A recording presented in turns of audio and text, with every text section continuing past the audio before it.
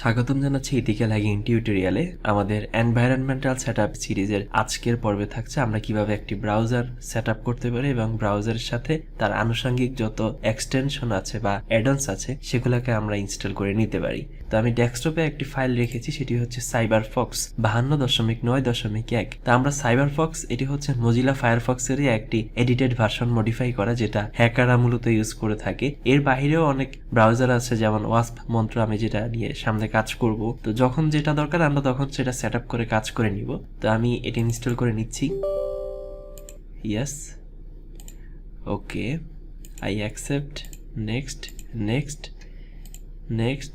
এইখানে desktop shortcut করার দরকার নাই, নিচের তিনটা থাকলেই হলো। Next, install.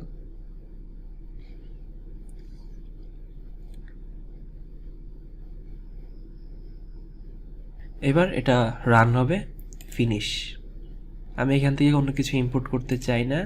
এরপর নেক্সট, আমি এটা ডিফল্ট রাখার দরকার নেই, নর্মালি এটা ওপেন হবে। এটার স্টাইল তারা ইউজ করতে বললো যে কোনটা আমি ইউজ করব, এইটা সিলেক্ট করলাম।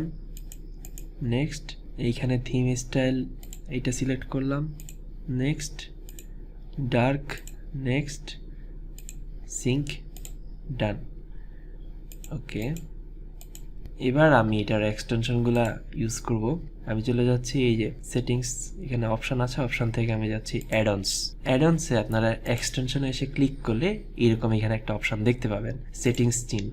এখানে এবার আমি এখানে কিছু এক্সটেনশন রেখেছি, এগুলো আমি এক এক করে ইনস্টল করে নেব। এখানে ক্লিক করার পর install add on from file, এখানে ক্লিক করলাম। এরপর আপনারা যেখানে এই ফাইলগুলো রেখেছেন এক্সপিআই ফরম্যাটে, এই প্রত্যেকটা এক্সটেনশন আপনারা ধরিয়ে দিবেন। Cookies manager open, install. এটা রিস্টার্ট চাইবে, আমরা একবারে রিস্টার্ট দিব, এই মুহূর্তে রিস্টার্ট দেওয়ার দরকার নাই। এরপর আরেকটা ইনস্টল করব, হ্যাকবার। এটা খুবই ইম্পর্টেন্ট, এই হ্যাকবার ছাড়া হ্যাকাররা বলতে গেলে প্রায় অসহায়। Open, install. তারপর নো স্ক্রিপ্ট সিকিউরিটি সুইট,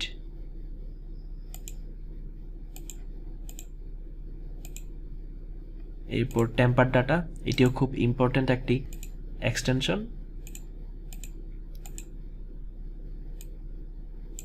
এরপর ওয়েব ডেভেলপার, ইনস্টল। এখন এর বাইরে আমি একটি টেক্সট ফাইল রেখেছি যেখানে আমার তিনটি এক্সটেনশনের হচ্ছে লিঙ্ক আছে, আমি এগুলো সেট আপ করে নেব। একটা হচ্ছে নো রিডাইরেক্ট, এটা খুবই গুরুত্বপূর্ণ।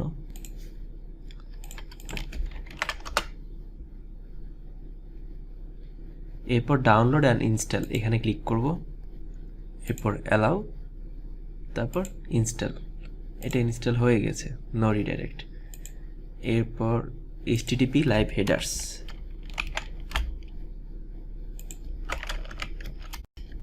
তারপর সেমভাবে এখানে পেস্ট করে ইনস্টল করে নেবেন। অ্যাড টু ফায়ারফক্স, অ্যালাউ, এরপর ইনস্টল। সেমভাবে ইউভিপিএন, ভিপিএনটা কী কারণে ইউজ হয় আপনারা কম বেশি সবাই জানেন, নিজেকে অ্যানোনিমাস করে নিতে, যাতে আপনার আইপি অ্যাড্রেসটা চেঞ্জ হয়ে থাকে।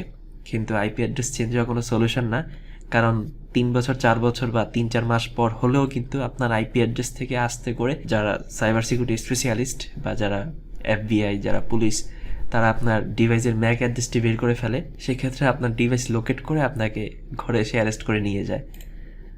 সো এটা সাময়িক একটা প্রোটেকশন মাত্র, এর চাই বেশি কিছু না। ইউভিপিএন হ্যাজ অ্যাডেড, ওকে। আমি অ্যাডঅনসে গেলাম, যেটা ইনস্টল হয়ে গেছে। এটা রিস্টার্ট দিলে সবগুলো চলে আসবে, এটা কেটে দিচ্ছি, রিস্টার্ট, নট নাও।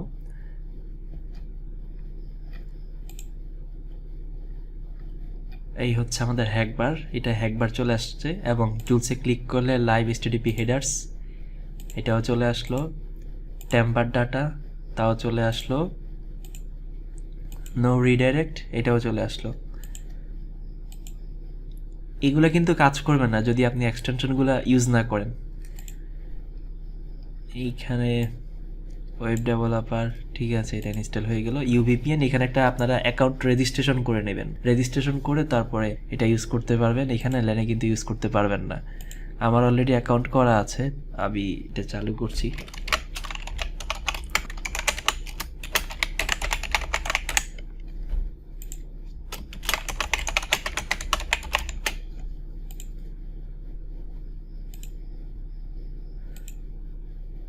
লগ ইনে দিব।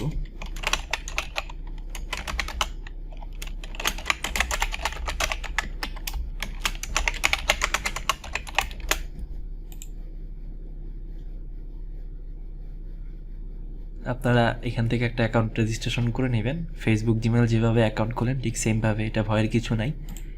ওকে, আমি ধরুন ফ্রান্সে, ব্রাজিলে আমি কানেক্ট করতে চাই, ব্রাজিলে ক্লিক করলাম।